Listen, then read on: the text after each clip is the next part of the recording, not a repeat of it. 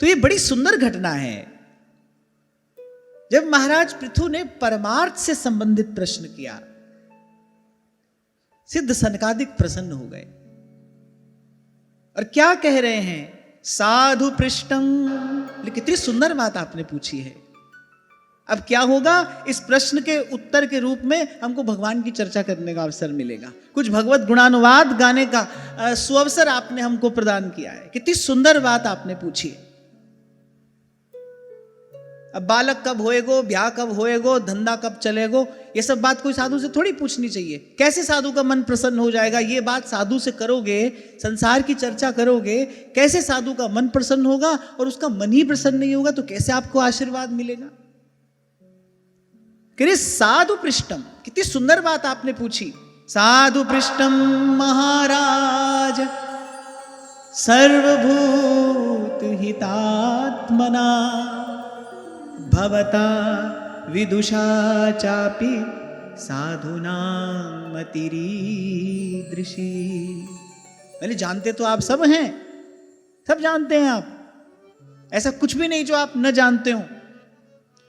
कल आपसे मैंने कहा था, संत मिले तो कैसा उनका स्वागत सत्कार हो, कैसी उनकी चर्चा हो, ये महाराज पृथु आचार्य होकर अपने आचरण के द्वारा हम सबको सिखा रहे हैं। हमको कभी ऐसा सौभाग्य मिले ना, हमारे घर आंगन में भी कभी संतों के चरण पड़े, तो ऐसे संतों का स्वागत सत्कार होना चाहिए। इस प्रकार सादर उनको आसन देकर फिर उनसे चर्चा क्या की जाए, बोले ऐसी चर्चा की जाए। संतों से पूछिए कैसे हमारी भक्ति दृढ़ हो, कैसे भगवान के चरणों में हमारी मति स्थिर हो, कैसे भजन भाव की अभिवृद्धि हो, कैसे हमारे उर अंतर में परमार्थ का जो भाव है वो पुष्पित पल्लवित हो। ऐसी बात सुनोगे तो संत का मन प्रसन्न होगा, उसके हृदय से आपके लिए आशीष प्रकटेगा, जो कल्याण के पथ पर आपका सहयोगी होगा। कहता हूं ना मैं आपसे, इस मार्ग पर भाई संतों की कृपा, उनके आशीर्वाद से ही पांव पड़ता है, और उन्हीं के आशीर्वाद के बल से इस मार्ग पर चला भी जाता है। तो बोले जानते तो आप सब हैं, पर प्राणियों के कल्याण की दृष्टि से बड़ी अच्छी बात आपने पूछी। और क्यों ना पूछें, आप सत्पुरुष हैं, और सत्पुरुषों की बुद्धि कभी स्वार्थ का विचार नहीं करती, स्वार्थ का लेश भी उनमें नहीं होता। उनकी बुद्धि तो सतत निरंतर परमार्थ का ही चिंतन करती है। साधुओं की बुद्धि ऐसी ही हुआ करती है। यहां यह भी बता दिया गया है कौन है साधु, किसको कहना चाहिए साधु, जिसकी बुद्धि सदा परमार्थ में लगी है, परहित निरत निरंतर। गोस्वामी जी कहते हैं ना, कब हूं हो या रह नहीं रहूंगो, श्री रघुनाथ कृपाल कृपाते संत स्वभाव गहूंगो। उसमें पहली बात ये कहते हैं, परहित निरत निरंतर, परमार्थ का चिंतन जब करो। और भाई ये जो आज जिस पेड़ की छाया में हम बैठे हैं ना, किसी परमार्थी साधु नहीं तो इसका बीज डाला है, वो भगवान की कृपा से फला फूला है, और आज हम सब उसकी छाया में बैठकर सुख पा रहे हैं। जहां कहीं सत्संग हो रहा है वो देखो संतों का परमार्थ ही तो है, वो जीव की प्रति उनकी दया कृपा करुणा ही तो है। हमारे कल्याण का विचार करके ही तो संतों ने ये सब विस्तार किया है। आप देखो, ढूंढो, विचारो, चिंतन करो, आप पाओगे कहीं भी किसी ने सुख पाया है तो वो परमार्थ से ही पाया है। स्वार्थ कभी सुखी नहीं कर सकता। कितनी भली दौड़ लगा ले आप, कितना सामान संग्रह कर ले आप, कितनी सुख सुविधा जुटा लें आप, पर जब तक हृदय में स्वार्थ है तब तक सुख नहीं मिल सकता। जब तक तृष्णा है तब तक मन की व्यथा मिट नहीं सकती।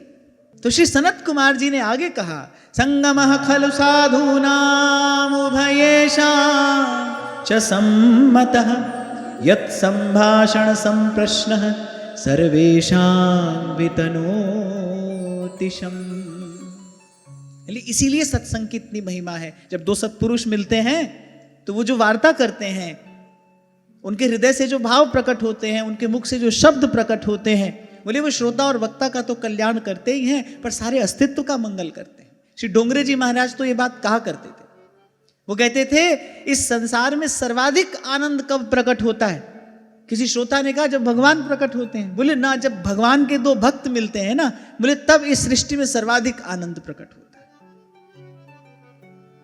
भाई भगवान तो एक स्थान पर प्रकट होते हैं, नियत स्थान पर अपनी लीला करते हैं और निश्चित समय पर स्वधाम को गमन कर जाते हैं।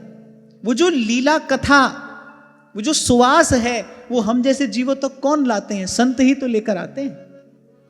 वहां गढ़ा में श्री सेवक जी महाराज लगे हैं नवदा भक्ति के अनुष्ठान में। वृंदावन के रसिक ही तो वहां पहुंचे, यहाँ की खुशबू लेकर वहां पहुंचे और सेवक जी महाराज को ऐसी अद्भुत प्राप्ति कराई। वो भक्ति में लगे थे, व्यास जी शक्ति प्रदर्शन में लगे थे। उनके पास जो विद्या का बल था वो उसी बल के, उसी शक्ति के प्रदर्शन में लगे थे। कौन गया? वृंदावन का कोई रसिक महानुभावी तो वहां तक पहुंचा यहाँ की खुशबू लेकर और खींचे चले आए व्यास जी।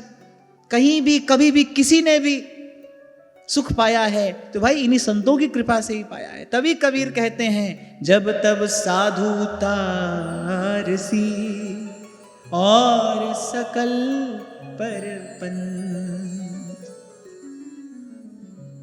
महाराज पृथु पर श्री हरि प्रसन्न हैं, उनको खूब आशीर्वाद दिया। जिसको भगवान दर्शन दे रहे हैं, जिसके हृदय का भाव जानकर उसके सन्मुख से हट नहीं रहे। आप देखो भगवान महाराज पृथु पर कितने प्रसन्न होंगे, लेकिन महाराज पृथु पर प्रसन्न होकर भगवान देकर क्या गए? आशीर्वाद क्या देकर गए? भाई मेरी आज्ञा का पालन करना, तुमको संतों का दर्शन होगा, यहीं घर बैठे होगा, सिद्ध सनकादिक आएंगे, तुमको अपना मंगलमय दर्शन देंगे, सानिध्य प्रदान करेंगे, सेवा प्रदान करेंगे। यही वस्तु तो भगवान देकर गए। जब भगवान प्रसन्न होते क्या देते हैं? आज धन्य मैं धन्य अति यद्यपि सब विधि। कौन कह रहा है ये बात? ये बात कही है श्री काकभुसुंडी जी ने गरुड़ जी से। जब गरुड़ जी ने प्रणाम किया तो काकभुसुंडी जी बड़े संकोच में पड़ गए। ऐसा ही होता है भगवान का भक्त, प्रभु के जन तो ऐसे ही होते हैं। कह रहे मान मान अपमान सम। जब श्री गरुड़ जी ने उनको प्रणाम किया, जब गरुड़ जी ने उनकी स्तुति की तो बड़े संकोच में पड़ गए। बोले ना तो आपको कभी मोह हो सकता है और ना आपके हृदय में कभी किसी प्रकार का संशय जन्म ले सकता है। बोले ये सब लीला तो भगवान ने मुझ पर कृपा करने के लिए की है। बोले मुझे यश दिया है भगवान ने। आज धन्य मैं धन्य अति यद्यपि सब विधिहीन। निज जन जानि राम मोहे संत समागम दीन। संत समागम दीन। हम प्रभु की ओर बढ़ रहे हैं, प्रभु की हम पर कृपा दृष्टि है, प्रभु हमसे प्रसन्न है। कैसे पता चलेगा? अपने जीवन में क्या क्या देखकर आप ये जानोगे कि प्रभु मुझ पर प्रसन्न है, प्रभु मुझ पर अनुकूल है? केवल एक यही बात है, केवल एक यही बात।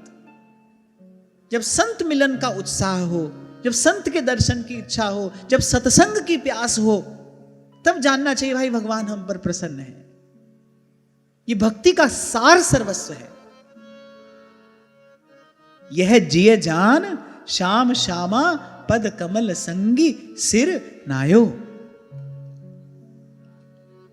और मैं बड़ी विनम्रता पूर्वक आपको ये बात कह रहा हूं, बरसों आप करते रहिए भगवान की सेवा। अपने मंदिर में आप बरसों भगवान की सेवा करते रहिए। प्राय करके यही देखा जाता है, सेवा में व्यक्ति बहुत ऐंठ कर खड़ा होता है। जिस दरबार में दीन का हदर होता है, दीनानाथ के दरबार में व्यक्ति ऐंठ कर खड़ा होता है। प्राय करके आप देखो, ये दृश्य आपको दिखाई पड़ेगा।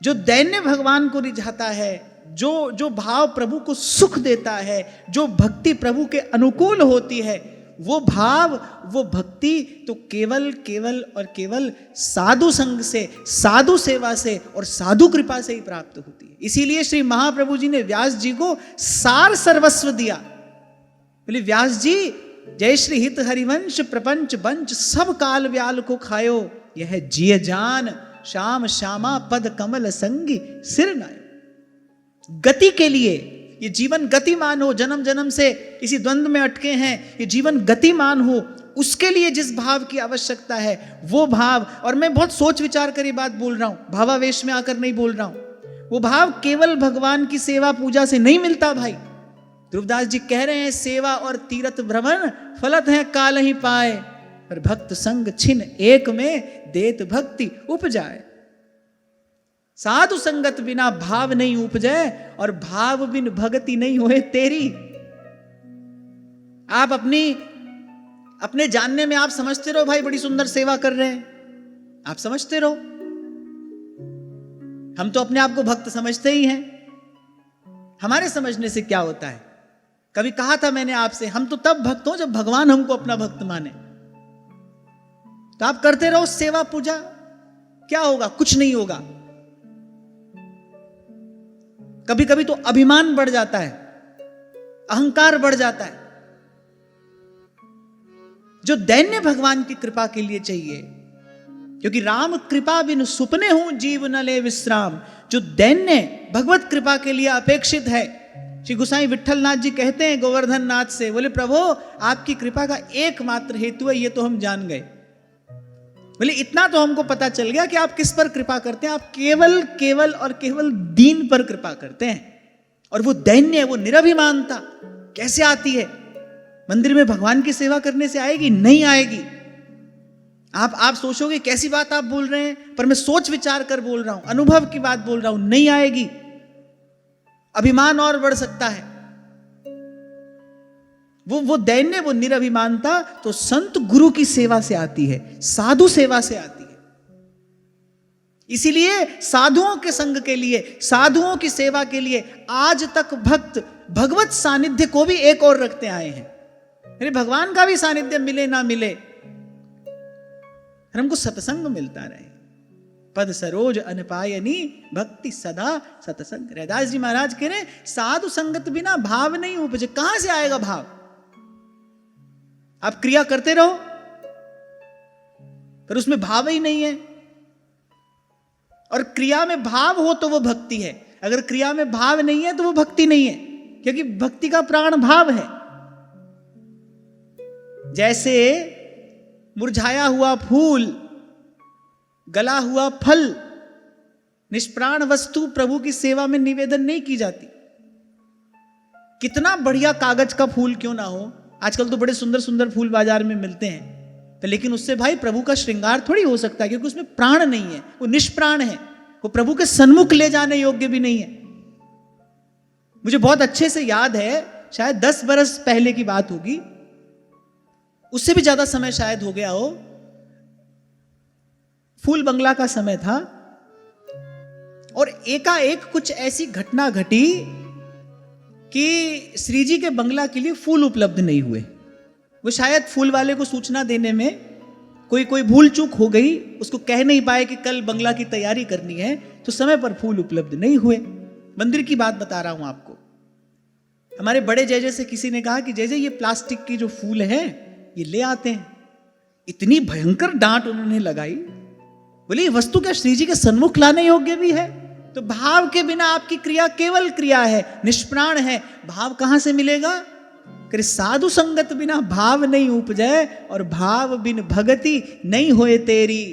कह रे दास ये बीनती प्रभु जी स्यों, राम राजा राख पैज में।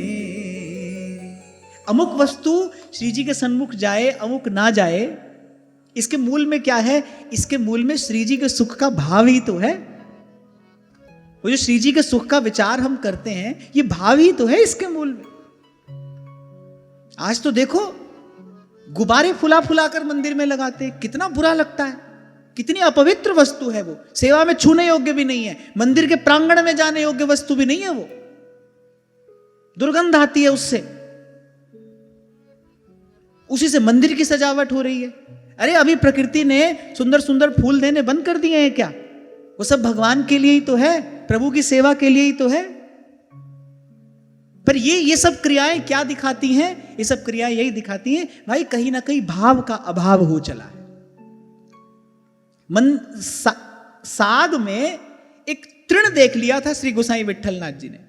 श्री ठाकुर जी को जब अमनिया निवेदन किया जा रहा था, जब अमनिया निवेदन कर रहे थे, राजभोग का समय था, तो श्री गोसाई जी ने साग में एक तृण देख लिया। वो इतने दुखी हो गए, इतने व्यथित हो गए, संध्या के समय उन्होंने कषाय वस्त्र लिया, जो सन्यासी जो वस्त्र पहनते हैं, वो कषाय वस्त्र लिया और श्री ठाकुर जी के सन्मुख हाथ जोड़कर कहते, प्रभु हम किसी भी प्रकार से आपकी सेवा के योग्य नहीं है, हम नहीं कर सकते आपकी सेवा। सेवा तो वो होती है जो सेवे के सुख का कारण बने, जिससे सेवे को सुख हो। हम आपको सुख तो कहां दे पा रहे हैं, उल्टे आपके कष्ट का कारण और बन रहे हैं, तो हमसे सेवा नहीं हो पाएगी। और फिर श्री गोसाई जी ने कहा, और जब हमारे सामने ऐसी स्थिति है तो आगे जाने क्या होगा। और आचार्यों की बात आज सत्य दिखाई पड़ रही है भाई, कैसी कैसी वस्तु श्री ठाकुर जी के श्रीअंग से स्पर्श करा दी जाती है। बड़े लोगों को इसका विचार करना चाहिए। हमारे महापुरुषों ने अपने जीवन का बलिदान देकर, हमारे पूर्वाचार्यों ने अपार कष्ट सहकर रसिकों की इस परिपाटी की रक्षा की है, इसको संभाल कर रखा है। हमको इसके साथ छेड़छाड़ करने का कोई अधिकार नहीं है। हमको ये वस्तु प्राप्त हुई है, यही हम पर बहुत बड़ा अनुग्रह है, बड़ी कृपा है। और भाई जो सुख है वो तो आचार्यों की उपासना पद्धति में है, वो ना किसी स्वरूप विशेष में है, ना किसी स्थान विशेष में है।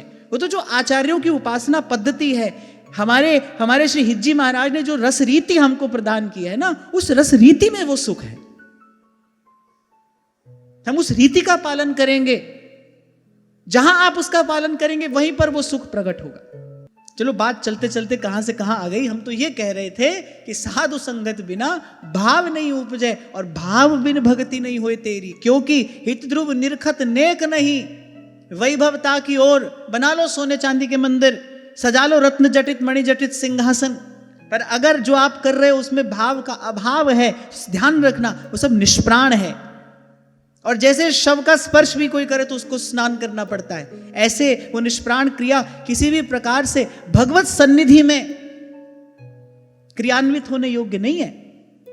इसलिए दिन रात हाथ जोड़कर बस प्रभु से यही कहिए कि मोहे सदा राखो निज रसिकन के संग में।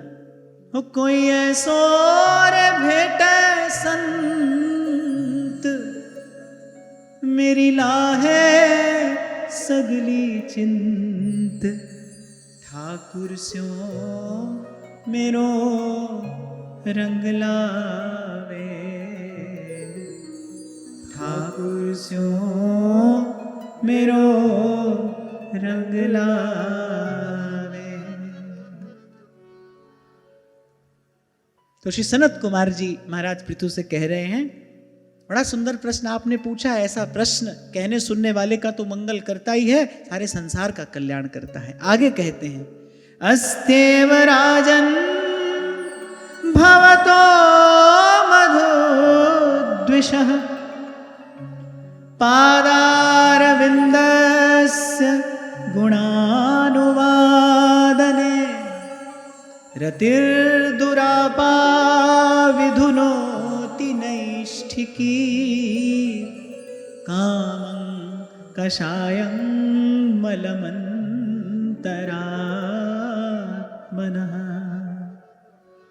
अब देखो श्री सनत कुमार जी ने महाराज पृथु द्वारा पूछे गए प्रश्न से ये जान लिया और महाराज पृथु से कह रहे हैं, बोले निश्चित ही बोले श्री भगवान के गुणानुवाद में आपकी अविचल प्रीति है, और कह रहे हैं और हर किसी को इसका प्राप्त होना बड़ा कठिन है। यदि जो भगवान का गुण गाने की इच्छा है, उच्च स्वर से प्रभु के नाम का संकीर्तन, भगवान की लीला कथा का श्रवण गान, बोले इसमें जो आपकी अविचल प्रीति है, बोले ये बड़ा सौभाग्य है, बोले हर किसी को ये प्राप्त नहीं होता। और अगली बात करे और बोले इसके प्राप्त हुए बिना मन शुद्ध नहीं होता, इसके प्राप्त हुए बिना करे मन शुद्ध नहीं होता। सूरदास जी ने इस पद में बिल्कुल एक क्रम दिया है, नर देहि पाई चित चरण कमल दीजे, दीन बचन संतन संग दरस परस कीजे, दीन बचन संतन संग दरस परस कीजे, लीला गुण अमृत रस श्रवणन पुट पीजे, श्रवणन पुट पीजे, सूरदास गिरिधर जस गाए गाए जी जय, सूरदास गिरिधर जस गाए गाए जी जय। देखो अंतिम पंक्ति पंक्ति में सूरदास जी कह रहे हैं, सूरदास गिरिधर जस गाए गाए जीजिए। लेकिन उससे पहले क्या कह रहे कि दीन बचन संतन संग दरस परस कीजय। देखो यहां रसिक श्री जी की बधाई गाते हैं, श्री लाल जी की बधाई गाते हैं, और बधाई गा के अंत में मांगते क्या है, अरे बसो मेरे हिये नित जीऊं जस गाए। दामोदर हित जोरी श्याम पिय राधा गोरी, बसो मेरे हिये नित जीऊं जस गाए। अच्छा देखो, जो भी भगवान के सनातन भक्त है ना, जो सदा सर्वकाल में विराजमान है, आप देखो वो कर क्या रहे हैं। आप इन श्री सनकादिकों का जीवन देखिए। संत महापुरुष कहते हैं, बोले एक तो वक्ता होकर बैठ जाते हैं और बाकी 3 श्रोता होकर बैठ जाते हैं, और भगवान की कथा चलती रहती है। कथा का कभी विश्राम होता ही नहीं। कभी कोई एक कथा व्यास होकर बैठ जाता है, बाकी सब श्रोता होकर बैठ जाते हैं, फिर कभी कोई बैठ जाता है। आप देखो जो सदा से भगवान की भक्ति में रमे, वो कर क्या रहे हैं, उनके जीवन में कौन सी क्रिया विशेष है। आप महादेव की ओर देखिए, किंचित समाधि छूटी, या तो कथा सुनने लगते हैं या सुनाने लगते हैं। नारद जी को देखो, सदा से हाथ में वीणा लेकर और तीनों लोकों में, त्रिलोकी में बस भगवान के गुणों का गान करते हुए ही डोल रहे हैं। मीरा, सुर, कबीर, तुलसी, नानक, आप इन भक्तों का जीवन देखो, बस गा रहे हैं भगवान का गुण गा रहे, गाया गाया हरि गुण गाया, काल ब्याल सो बाची। मीरा जी के चरित्र का चिंतन करने वाले बुद्ध जन कहते हैं, बोले रैदास जी महाराज ने दीक्षा के रूप में यही मंत्र दिया था। बस अपने हाथ का वो एक तारा देकर कहा था, बेटी हरिगुण गाना, यही मंत्र दिया था। आपको एक और बात बताऊं मैं, वस्तुतः जो मंत्र शब्द है ना, अगर आप मंत्र शब्द का व्याकरण से विचार करेंगे तो मंत्र जपने के लिए नहीं है। कह मननात् त्रायतेति मंत्र, जो मनन करने से त्राण दे वो मंत्र है। मंत्र का मनन किया जाता है, मंत्र में जो कहा गया है उसका बार बार मनन किया जाता है। रटने जपने गाने के लिए तो भगवान का नाम ही है, सुमिरिए राम गाइए राम ही। रैदास जी महाराज ने यही मंत्र दिया कि बेटी हरिगुण गाना, तुमरो मंत्र विभीषण माना, लंकेश्वर भय सब जग जाना। क्या मंत्र दिया था श्री हनुमान जी ने? बोले श्री रघुनाथ जी के चरणों की शरणागति ले लीजिए। विभीषण जी ने उसका मनन किया, उसको जाकर प्राप्त किया। क्या मंत्र दिया श्री महाप्रभु जी ने व्यास जी को? यह जिय जान श्याम श्यामा पद कमल संग सिर नायो। व्यास जी ने उसको जीवन में धारण किया, और भक्त इष्ट अति व्यास के।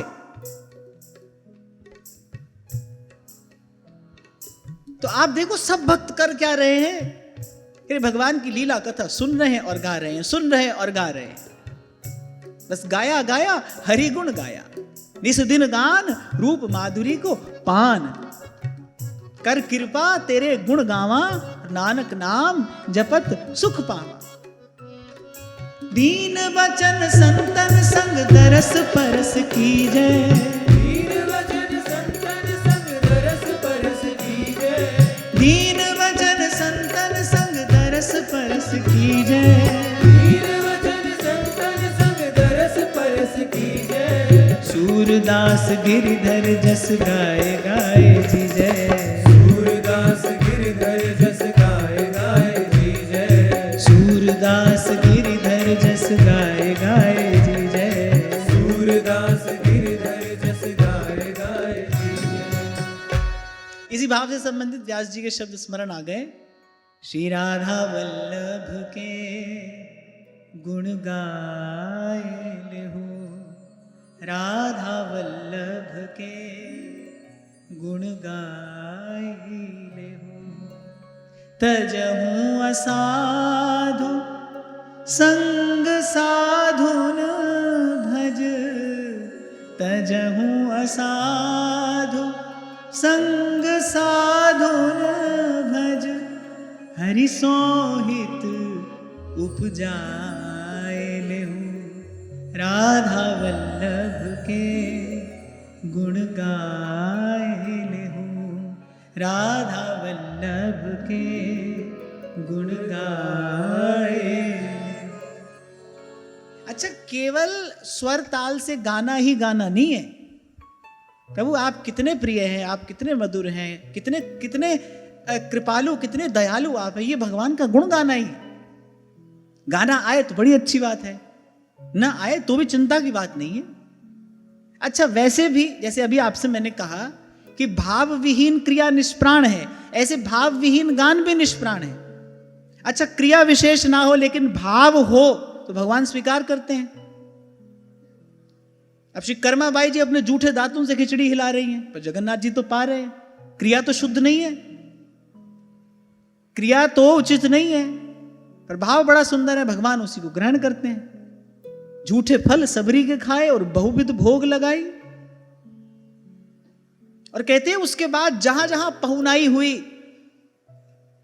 जहां जहां पहुनाई हुई, अरे भगवान ने सब जगह वो विदुरानी के केले के छिलके और शबरी के बेर, इनका स्मरण अवश्य किया है। जब जब भगवान को भोग लगा, आज तक देखो जब जब प्रभु को भोग लगता है, इन दोनों भक्तों का स्मरण भगवान को अवश्य कराया जाता है। उसी से प्रसन्न होकर भगवान भोग लगाते हैं।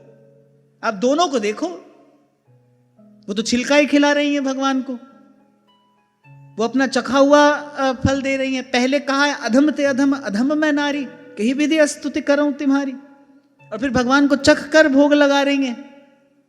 तो क्रिया तो ठीक नहीं मालूम पड़ती, शास्त्र के हिसाब से तो उचित नहीं है। भगवान है वो, और भगवान उसी को ग्रहण कर रहे हैं। तो ऐसे ही सुर ताल में भाव ना हो तो वो निष्प्राण है, वो किसी काम का नहीं। और सुर ताल नहीं भी है, लेकिन वो जो गुण गाने की उमंग है, वो जो उत्साह है, बस वही पर्याप्त है। और फिर प्रभु सर्व समर्थ है, आपकी इच्छा होगी तो वो प्रसाद भी आपको मिलेगा। नानक नाम जपत सुख पावा, नानक नाम जपत सुख पावा, नानक नाम जपत सुख पावा, कर कृपा तेरे गुण गावा, कर कृपा तेरे गुण गावा।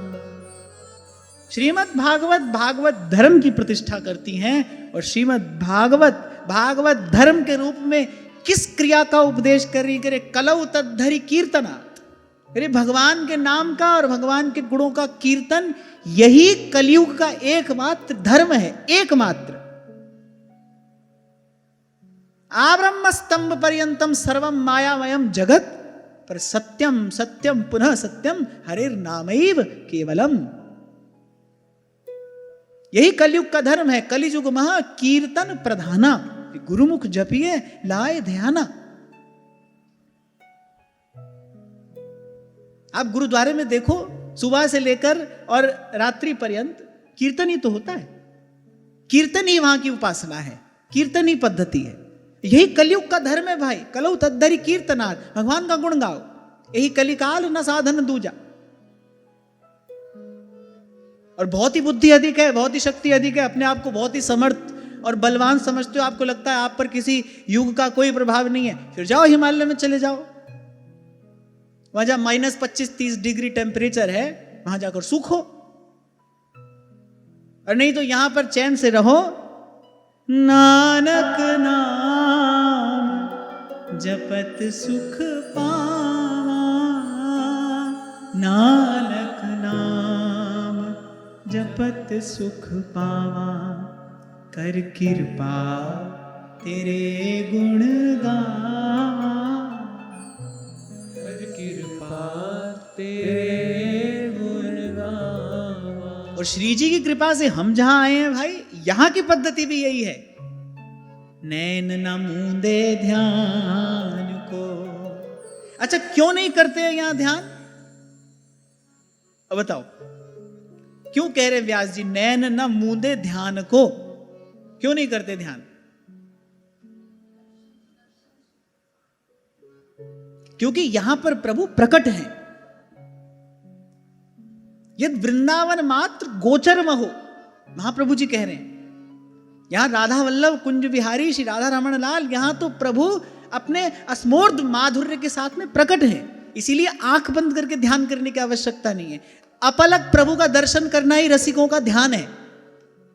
अपलक दर्शन कर रहे हैं, चकोर की भांति प्रभु का मुख चंद्र निहार रहे हैं, नख से शिख तक प्रभु की रूप माधुरी का पान कर रहे हैं, यही यहां का ध्यान है। नैन न मूंदे ध्यान को, किए न अंगन न्यास। और अंग न्यास क्या है? वो कर्मकांड है, उसमें विधि निषेध है। और प्रेम में यहां पर ये नियम चलता नहीं। तो यहां तो नाच गाए रास ही मिले, बस वृंदावन व्यास। हाँ, लेकिन ये प्राप्ति सिर्फ यहीं पर है। यहां से बाहर जाओगे फिर तो सब करना पड़ेगा, फिर तो विधि निषेध मानना पड़ेगा। ये जो सुविधा है ये सिर्फ यहीं पर उपलब्ध है। नाच गाए रास ही मिले, पर कहां? अरे बस वृंदावन व्यास। तो यहां तक आ गए, राधा वल्लभ के गुण गाए ले, राधा वल्लभ के गुण गाए ले हो। तजो असाधु संग साधु न भज, तजो असाधु संग साधु न भज, हरि सोहित उपजाए ले ओ, हरि सोहित उपजाए ले ओ। राधा वल्लभ के गुण गाए ले ओ, राधा वल्लभ के गुण गाए ले ओ।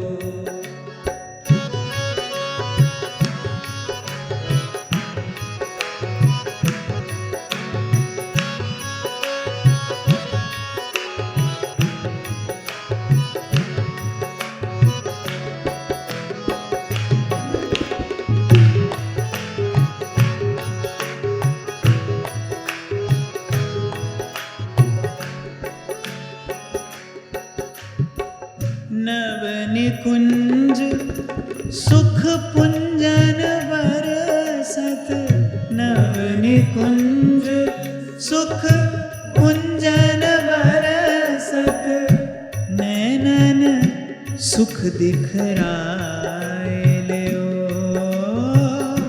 नैनन सुख दिखराए ले ओ।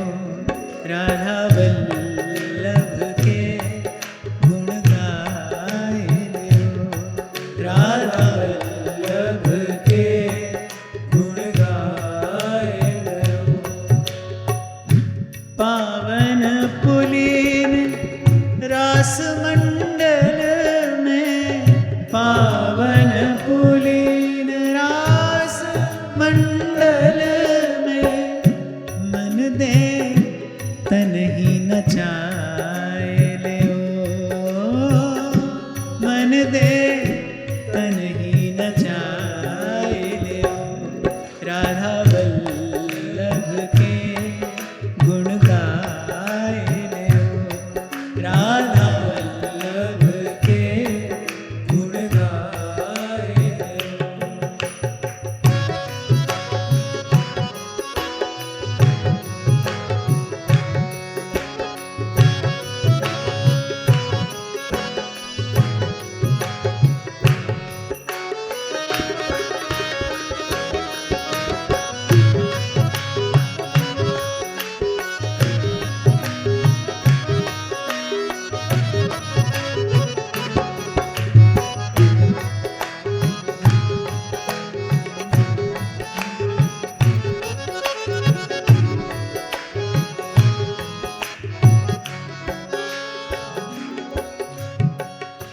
गद गद स्वर पुलकित कोमल चित, गद गद स्वर पुलकित कोमल चित, नैनन नीर बहाए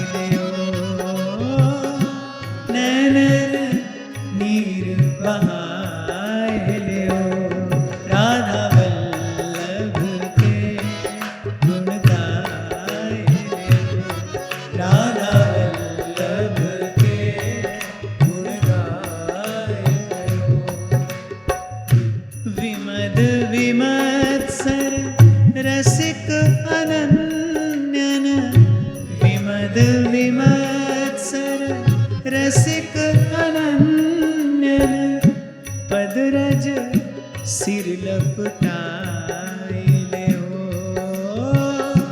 पद रज सिर लपटाए ले हो, राधा वल्लभ के गुण गाए ले हो, राधा वल्लभ के गुण गाए ले हो।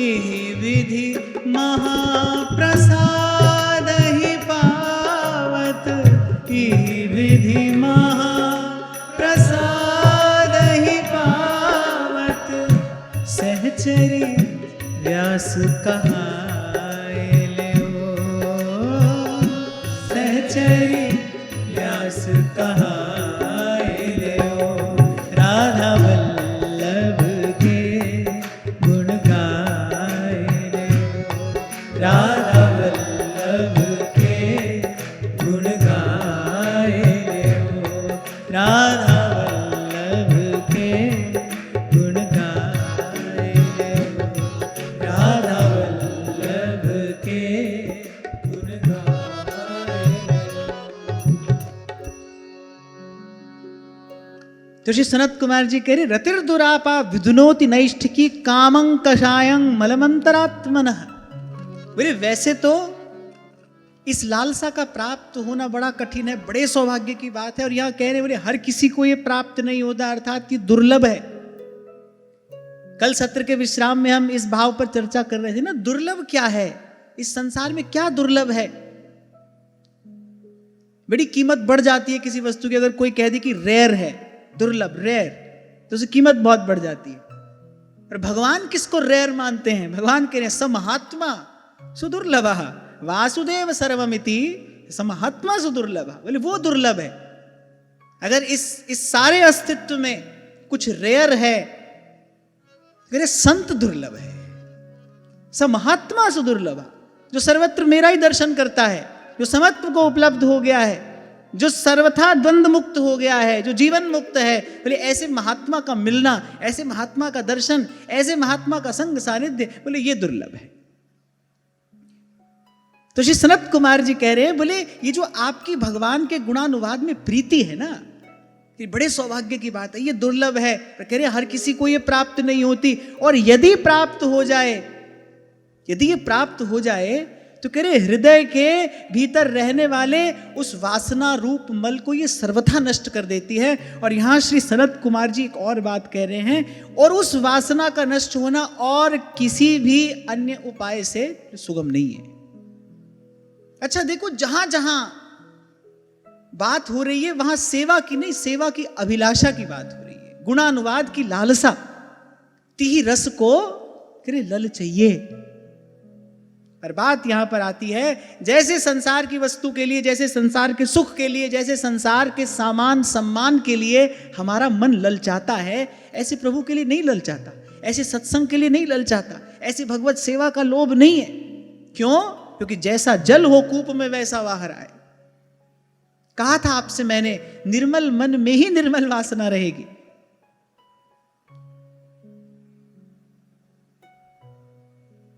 और भाई सब ओर से घूम फिरकर अपनी समझ में तो एक ही बात आई कि चाहे सेवा हो या सेवा की अभिलाषा हो, भगवान की लीला कथा हो या भगवान के गुणगान का वो लोभ हो, ये सब अगर प्राप्त होगा तो कहां से प्राप्त होगा? कि बिनु सत्संग न पावहि प्राणी। बड़ा अच्छा समाधान कर दिया श्री गोस्वामी जी ने ये कहकर कि सठ सुध रही सत्संगति पाई। अच्छा होता क्या है, जैसे हम ये चौपाई पढ़ते हैं, सुनते हैं, तो हमको लगता है कोई दुष्ट होगा सत्संग से सुधर जाएगा, और गोस्वामी जी ने जो कहा ना, बोले अपने मन का विचार करते हुए कहा है। बोले जो मन शठ है, सठ सुध रही सतसंगति पाई। बोले जो मन है ना, पहले ये मन काग था, करता जीवन घात, अब तो मन हंसा भया, मोती चुग चुग खा।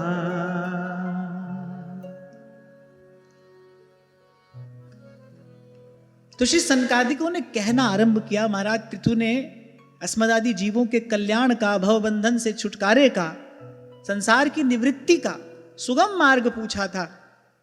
तो श्री सनत कुमार जी कह रहे हैं कि शास्त्रों का तो यही कहना है और गुरुजनों का विचार भी यही है कि जब तक इस देह से वैराग्य नहीं होता, यही संसार है, 3 हाथ की भीत तन हरि दर्शन में आड़, यही संसार है कि जब तक इससे वैराग्य नहीं होता। जैसे आपको कहा था ना मैंने, कितना भी आपका स्नेही सुहृद क्यों ना हो, आप कितना भी कहते तुमसे बहुत प्रेम करते हैं, बहुत प्रेम करते हैं, पर सबसे अधिक प्रेम तो व्यक्ति अपने आप से करता है। अब बड़ा कोई आपका सगा संबंधी आपको कह रहा है 2 घंटा हमारे साथ बैठकर बतियाओ, आपको आ रही है नींद, आपको कि भाई अभी सोने दो, तब बातचीत फिर होती रहेगी, अभी तो हमको सोना है। अरे यहां तक तो कह देते हैं हम, भूखे भजन न कीजिए, ये माला अपनी लीजिए। कहते ही तो हैं, बोले भूखे भजन ना होए गोपाला, ये लो अपनी कंठी माला। तो कहीं से भी विचार करो, सबसे अधिक प्रेम हम किससे करते हैं? अरे अपने आप से ही करते हैं। अरे जब तक इस देह से वैराग्य नहीं होता, क्योंकि खान पान सुख चाहत अपने, तिनको प्रेम छुअत नहीं सपने।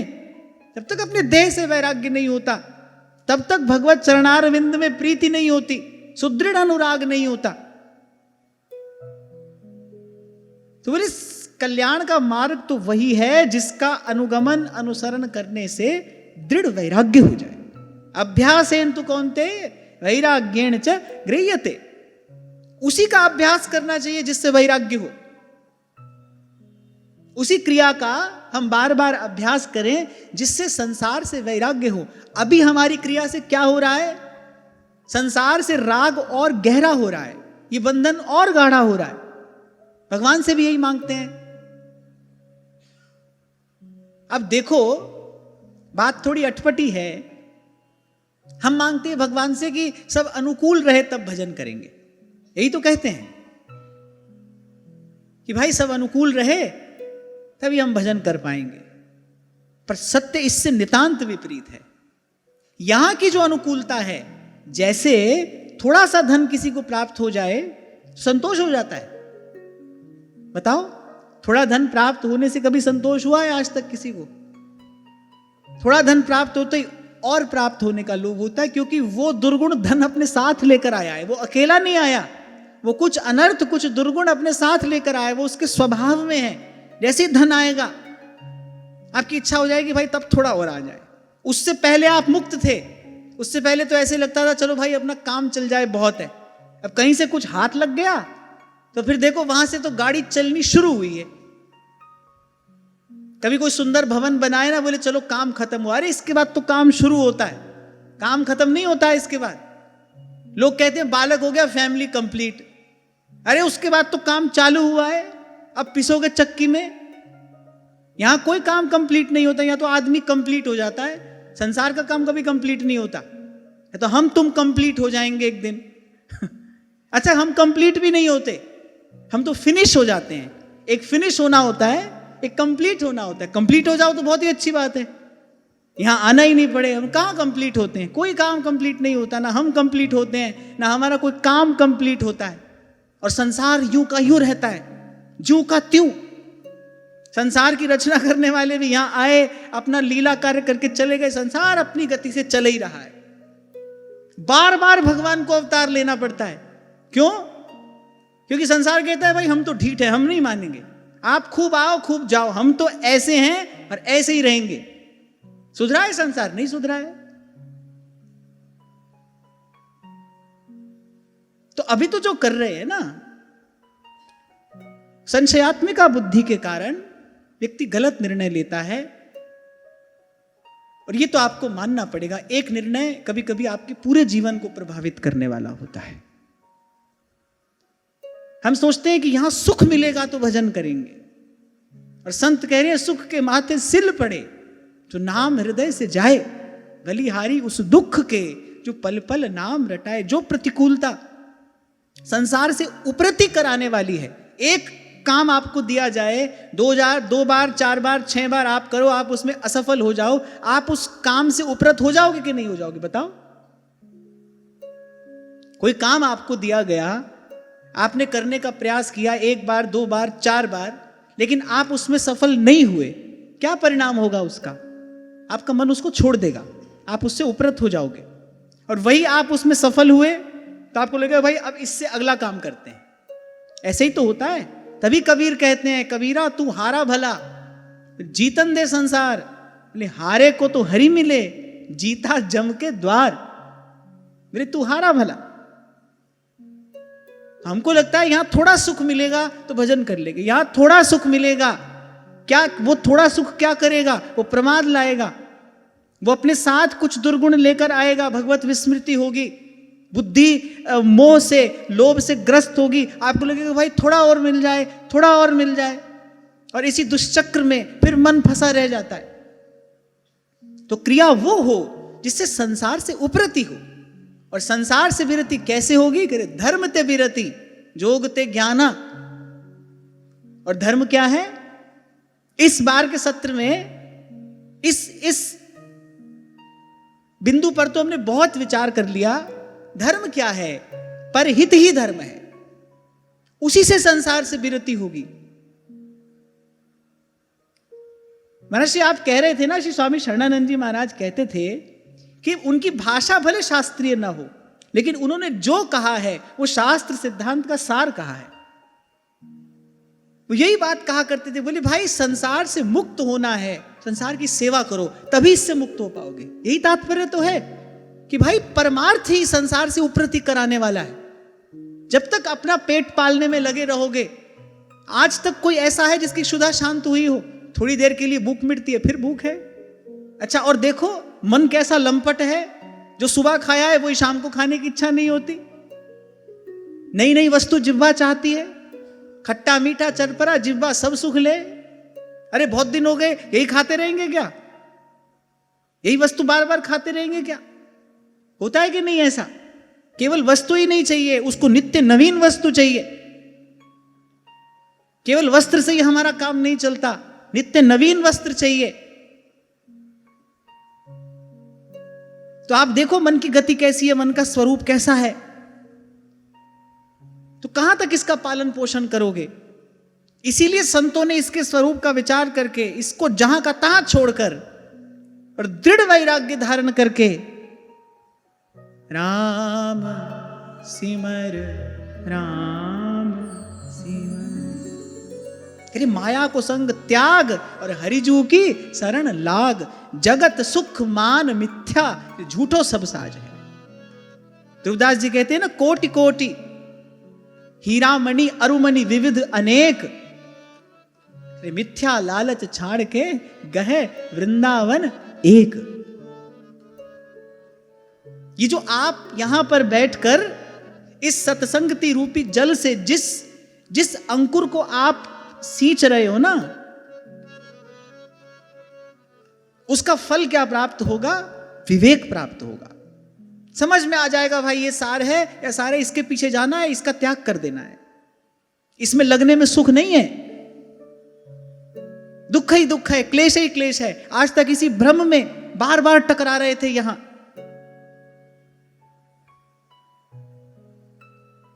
तो क्रिया ऐसी हो, हमारा अभ्यास ऐसा हो, देखो कर तो रहे हैं कुछ ना कुछ, हमारा अभ्यास ऐसा हो जिससे संसार से वैराग्य हो।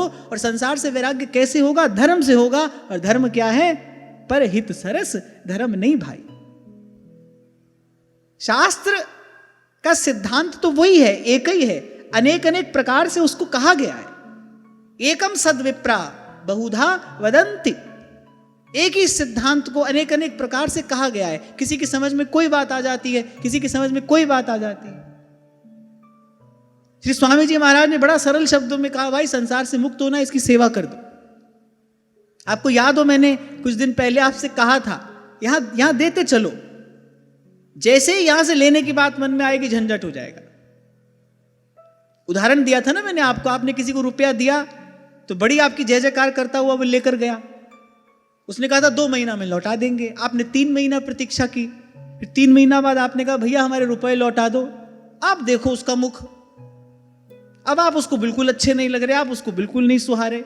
तो देखो संसार का ये स्वरूप देखो ना, इसका स्वभाव देखो। आप यहां दो तो बड़ा प्रसन्न है, आप जैसे इससे मांगते हो, आप जैसे इससे आशा करते हो, बस वहीं से झंझट खड़ा हो जाता है। इसलिए संत उपाय बताते हैं, आशा एक राम जी से दूजी आशा छोड़ दे, नाता एक राम जी से दूजा नाता तोड़ दे। पर ये क्या हमारी मूर्खता नहीं है? जो संसार आशा लगाने पर दुख देता है उससे बार बार आशा लगाते हैं, और जो प्रभु आपकी छोटी से छोटी बात केवल सुनते ही नहीं, स्वीकार भी करते हैं, अंगीकार करते हैं। मेरे मालिक को रहती है मेरी हर बात की चिंता, उन प्रभु को छोड़कर अस प्रभु छाड़ भजहि जे आना, ते नर पशु बिन पूछ बिसाना, ते नर पशु बिन पूछ। गोस्वामी जी कहते हैं, अस प्रभु दीन बंधु हरि, कारण रहित कृपा। भगवान की कृपा की विशेषता क्या है कि वो कारण रहित है। भगवान कारण से कृपा नहीं करते, अकारण कृपा है। अस प्रभु दीन बंधु हरि, कारण रहित कृपाल। तुलसीदास सठताहि भज, छाड़ जगत जंजाल, छाड़ जगत जंजाल। तो श्री सनत कुमार जी ने कहा, भाई शास्त्रों का विचार भी यही है, गुरुजनों का सिद्धांत भी यही है कि इस शरीर से, इस संसार से, इस शरीर संसार से दृढ़ वैराग्य हो जाए, तभी भगवत तत्व में सुदृढ़ अनुराग होता है। और इसके अतिरिक्त और किसी मार्ग से तो भाई कल्याण हो नहीं सकता। बारी मथे घृत होय बरु, और सिकता ते बरु तेल। यहां अतिशयोक्ति अलंकार का प्रयोग है। गोस्वामी जी यहां अतिशयोक्ति अलंकार का प्रयोग कर रहे हैं, ऐसे एग्जैजरेटेड बात कही गई है। बारी मथे घृत होई बरु, पानी को मथने से घी हो जाए, रेत को पेरने से तेल, ऐसा तो हो सकता है, चलो हो जाए, पर बिन हरि भजन न भौतरिए, यह सिद्धांत अपेल, यह सिद्धांत अपेल। अब पहले एक श्लोक में बता दिया भाई शरीर से वैराग्य हो जाए, भगवान में दृढ़ अनुराग हो जाए, यही कल्याण का साधन है। पर ये हो कैसे? जानते तो सब हैं, हम भी जानते हैं, तुम भी जानते हो, पर ये हो कैसे? पर कृपा करके उसकी विधि भी बता रहे हैं, क्रम से बताया है। बड़ा सुंदर, बड़ा अद्भुत संवाद है। और क्यों ना हो, प्रश्न पूछने वाले महाराज पृथु हैं और उत्तर देने वाले सिद्ध सनकादिक हैं, जो अनादिकाल से भजन में ही लगे हैं। वो भजन के अतिरिक्त कुछ करते ही नहीं। एक बार ऐसा प्रसंग उपस्थित हुआ, भगवान नर नारायण वहां केदार खंड में तप लीन है, आपके हमारे कल्याण के लिए, विश्व के मंगल के लिए वो तप में लगे हैं। अब देवराज इंद्र को चिंता हो गई। अच्छा, बार बार इंद्र बदलते रहते हैं ना, कभी कौन सा इंद्र आता है, कभी कौन सा इंद्र आता है। एक बार कोई ऐसे इंद्र आए होंगे, उनको चिंता हो गई, उन्होंने भेजा सब साज सामान, सब स्वर्ग की अप्सराएं, कामदेव, सबको भेजा। अच्छा, कामदेव ने जब से पंगा लिया ना महादेव से, तब से वो बेचारा घबराता बहुत है। पर क्या है भाई, अब वो देवराज हैं, उनकी आज्ञा का पालन करना तो कर्तव्य है, वो करना ही पड़ता है। तो उन्होंने कहा पहले तो हमारी ये गति हुई, अब जाने क्या होगा। देवराज ने कहा भाई हमारी आज्ञा है, जाओ, ये सब सेना लेकर जाओ। वो तप कर रहे हैं, और जाओ उनके तप में विघ्न उपस्थित करो। खैर यहां पर कुछ अलग घटना घटी। कामदेव बेचारा कुछ कर तो पाया नहीं, जब थक हार कर पड़ गया चरणों में, और भगवान श्री नर नारायण ने कृपा करके अपने नेत्र खोले, तो उन्होंने 2 ही नेत्र खोले। महादेव ने तो तीसरा भी खोल दिया था ना, उन्होंने केवल 2 ही नेत्र खोले। बड़ी कृपा भरी दृष्टि से देखा, बोले थक गए हो, कुछ खा लो पी लो। उनका आतिथ्य और किया, आशीर्वाद देकर उनको भेजा। तो जो सतत भगवद आराधन में लगा है, कोई विकार उसके पास जा भी कैसे सकता है। महाराज पृथु ने यही कहकर सनकादिकों की स्तुति की थी, अरे आप तो बाल्यकाल से ही जो मुमुक्षुओं का मार्ग है उसको आपने दृढ़ता पूर्वक धारण किया है। हम तो इसी बात से आश्चर्यचकित हैं, आप जैसे महापुरुषों का हमको दर्शन कैसे हो गया। क्योंकि आपका दर्शन तो योगियों को भी दुर्लभ है, अनादिकाल से भजन में ही लगे हैं। अरे थोड़ा सा हम भजन कर लें, थोड़ा सा भी भजन कर लें तो भजन की चमक आने लगती है व्यक्तित्व में। भजन कोई साधारण वस्तु है, सार वस्तु है भाई। राम से बड़ा राम का नाम, भगवान से भी बड़ा भगवान का नाम है।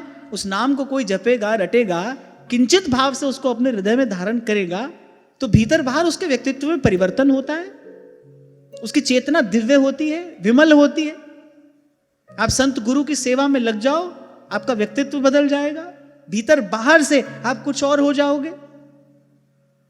कहते तो हैं संत, हुण मैनू कौन पिछाणे, हो गई होर दी होर। और सनकादिक तो सृष्टि के आदि से भजन में ही लगे हैं, पर हित निरत निरंतर भगवत चरणारविंद का ही भजन करते हैं, सतत उनके गुणों का गान करते हैं। उत्तर देने वाले सनकादिक हैं। इनसे अधिक सुंदर उत्तर और कौन दे सकता है। एक प्रकार से सनकादिक सबके गुरु हैं। पूर्व में श्री सनकादिकों का यही परिचय तो दिया कि वो महादेव के भी अग्रज हैं, फिर शिव के भी अग्रज हैं वो, तो सबके गुरु हैं।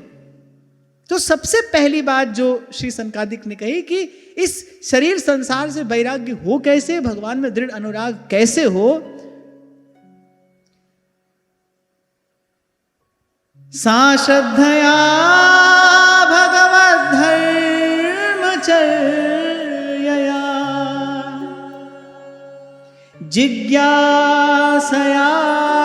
जिज्ञासयाध्यात्मिक योग निष्ठया योगेश्वरोपासनया च नित्यं पुण्य श्रवः कथया पुण्यया। देखो पहली बात यहां क्या कह रहे हैं, कह रहे शास्त्र के और गुरु के वचनों में विश्वास रखे। प्रथम हृदय श्रद्धा जो करे, आचार जन जाए अनुसरे। रसिकों ने, महानुभावों ने जो भी अपनी वाणियों में कहा है वो है तो शास्त्र सिद्धांत का सार ही ना। अभी थोड़ी देर पहले मैंने आपसे कहा ना, बात तो वही एक ही है। एकम सत विप्रा बहुधा वदंती। वो अनेक अनेक कालों में अनेक अनेक महापुरुषों के द्वारा अनेक अनेक प्रकार से कही गई है, बात एक ही है। सबसे पहली बात क्या कह रहे हैं, बोले अपना कल्याण चाहता है जीव तो कह रहे शास्त्र के और गुरु के वचनों में विश्वास रखें। यहां पहले शास्त्र का स्मरण किया, क्यों? क्योंकि भाई गुरु तक तो बाद में पहुंचेगा। ये तो आज शिक्षा पद्धति ऐसी हो गई ना, नहीं तो भाई हमारे यहां तो गुरुकुल में वेद वेदांग ही पढ़ाया जाता था, सच्छास्त्री पढ़ाए जाते थे। उससे क्या होता था, उससे ब्रह्म को जानने की जिज्ञासा जगती थी। जब जिज्ञासा जगती थी तब जिज्ञासु गुरु को खोजता था, गुरु के पास जाता था। कुछ कुछ ऐसा पढ़ाया जाता था जिससे स्वयं को जानने की इच्छा हो। गुरुकुल में क्या विषय था, वेद वेदांग सच्छास्त्र, यही तो पढ़ाया जाता था। ऐसी शिक्षा दीक्षा थी, व्यक्तित्व आकार ऐसा लेता था कि भाई वो इस अनर्थ रूप, इस निस्सार संसार को सत्य मानकर इसी में ना लगा रहे, इसी में पच मर कर अपना जीवन ना गंवा दे। आज की शिक्षा पद्धति क्या है, क्या पढ़ा रही है, क्या सिखा रही है, वो क्या बना रही है। मनुष्य ने अपने विध्वंस का भरपूर इंतजाम किया है, यह परिणाम है शिक्षा का। हमारे गुरुकुल की शिक्षा पद्धति कैसी थी, ऐसे व्यक्तित्व का विकास हो कि वो परहित में निरत रहता हुआ वो परमार्थ का अनुष्ठान करता हुआ अपने कल्याण के लिए प्रयास करे। ब्रह्मचर्य, गृहस्थ आदि आश्रमों का शास्त्र अनुकूल विधि से उपयोग करते हुए, उपभोग करते हुए नहीं, फिर उपयोग करते हुए फिर वानप्रस्थ होकर फिर एक दिन सबसे मुक्त हो जाए। जिस कार्य के लिए आया है उस कार्य को सिद्ध करे। ऐसी शिक्षा पद्धति थी यहां। ऐसा सद्विचार दिया जाता था। नन्हे से बालक को दे दिया जाता था जब यज्ञोपवीत, उसको व्रत दिया जाता था गायत्री के जाप का, त्रिकाल संध्या का, सूर्योपासन का। जैसे आपके फोन में सॉफ्टवेयर अपडेट होता है ना, ऐसे संस्कार से सॉफ्टवेयर अपडेट होता है। उसकी चेतना विमल होती जाती है, बुद्धि सूक्ष्म होती है, निश्चयात्मिका होती है, तो सूक्ष्म वस्तु को समझने की योग्यता अर्जित करता है। तो ऐसी शिक्षा थी जिससे ब्रह्म की जिज्ञासा जगे। देखो, जिज्ञासा तो मनुष्य में है, सब में है, जो जानने की इच्छा है सब में है। अब बात यह है कि क्या जानने की इच्छा है, क्या जानने की इच्छा है। आज व्यक्ति को वही जानने की इच्छा है जो सोशल मीडिया उसको सिखा रहा है। भाई तुमको यही जानना है, इसके अतिरिक्त तुमको कुछ नहीं जानना है, क्योंकि सब यही है, इसी में सब जीवन का सुख है, यही तुमको जानना है। तभी तो कल आपसे मैं कह रहा था कि देखो, एक प्रकार से इन सब चीजों ने जो ह्यूमन माइंड है उसको हैक करके रखा है ना।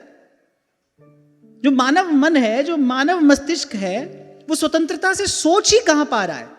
आप करने की बात करते हो, आप तो सोचने में भी स्वतंत्र नहीं हो। आप तो वही सोच रहे हो जो आपको सोचने के लिए दिया जा रहा है। यही दिया जा रहा है आपको सोचने के लिए, भाई यही सोचना है आपको, इससे बाहर आप नहीं जा सकते। आप तो सोचने में भी स्वतंत्र नहीं हो। और पराधीन सपने सुख नाही। भगवान ने मनुष्य बनाया, आदमी कार्टून बनने चला है। कल आपसे यही तो कह रहा था, मैं तो विचार कर रहा हूं 2 दिन से, जैसे ही मैंने देखा, अच्छा मुझे तो पता नहीं था, 2 दिन पहले मैंने देखा घिबली, तो सब कार्टून बनने निकल रहे हैं। अच्छा, अच्छे अच्छे लोग अपने चित्र खींच खींच कर और दिखा रहे हैं सारी दुनिया को। किस लिए? क्योंकि ट्रेंडिंग है। पर आप हंसो मत, आप इस बात का विचार करो कि पूरी मानवता को किस प्रकार दास बना लिया गया है। पूरी मानवता किस प्रकार इन जंजीरों में जकड़ती चली जा रही है। आप सोचने में भी स्वतंत्र नहीं है। जो सब कर रहे हैं वही करने के लिए आप बाध्य हैं। क्यों? क्योंकि आपसे आपकी विचार शक्ति छीन ली गई है। आपको ये कुछ सुविधाएं देकर आपसे आपकी विचार शक्ति छीन ली। जैसे किसी के हाथ में कैलकुलेटर आएगा, भाई वो यहां से गणना करनी छोड़ देगा ना। और मानव मन, तन हो या मन, बुद्धि हो या प्रज्ञा, वो कैसी है? वो तलवार के जैसी है। आप कुछ काल के लिए उसको छोड़ दो, उसकी धार शिथिल पड़ने लगेगी, जंग लगने लगेगा उसमें। डाल दो एक व्यक्ति को सब सुख सुविधाओं से भरे घर में, बोले तुमको बिल्कुल हिलना डुलना नहीं है, 1 साल के बाद वो बेकार हो जाएगा, किसी काम का नहीं रहेगा, उसका जीवन उसी पर बोझ हो जाएगा। और आज यही आकार मनुष्य के जीवन को दिया जा रहा है।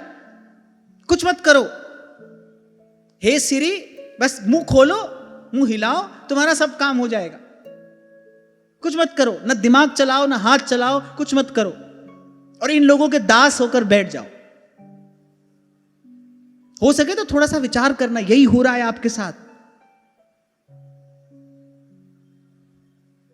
पहले लोग थे, जीवन भर साधना करते थे, फिर गीत गाते थे। आज क्या है? आज ऑटो ट्यून उपलब्ध है। आपको सुर साधन करने की भी कोई आवश्यकता नहीं है, बस बटन दबाया जाएगा और बढ़िया गाने लगोगे आप। ये सब करके किया क्या जा रहा है? मनुष्य को परिश्रम से दूर किया जा रहा है। और जबकि परिश्रम ही सफलता की कुंजी है। कुछ ऐसी रचना रच दी गई है कि बस कुछ लोग आप पूरी मानवता को नियंत्रित करेंगे। आपका पूरा जीवन कुछ लोगों के हाथ में है। आधे से ज्यादा संसार का जीवन आज किसके हाथ में है? यूट्यूब के हाथ में है, फेसबुक के हाथ में है, इंस्टाग्राम के हाथ में है। आधे से ज्यादा लोगों का जीवन इन्हीं के हाथ में है। ये ना हो तो मर जाएं, प्राण निकल जाएंगे, अवसादग्रस्त हो जाएगा मनुष्य।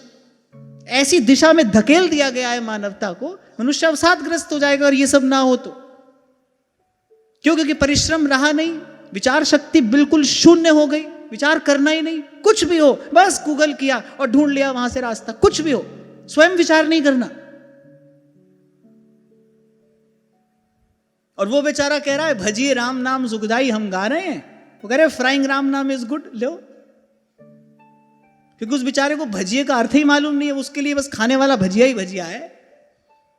वो खा भी रहा है और खिला भी रहा है। तो मानव जन्म अमोलक पाकर उत्तम करिए कमाई।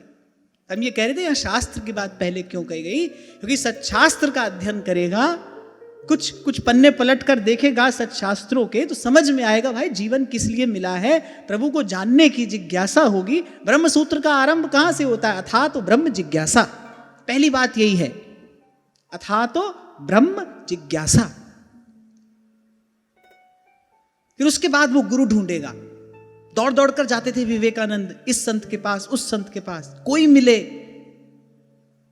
मिले जो मेरी इस जिज्ञासा का समाधान कर दे, कोई मिले जो मेरे इस प्रश्न का उत्तर दे दे। वो जिज्ञासा कहां से आई थी? वो दीर्घकाल की साधना का परिणाम है।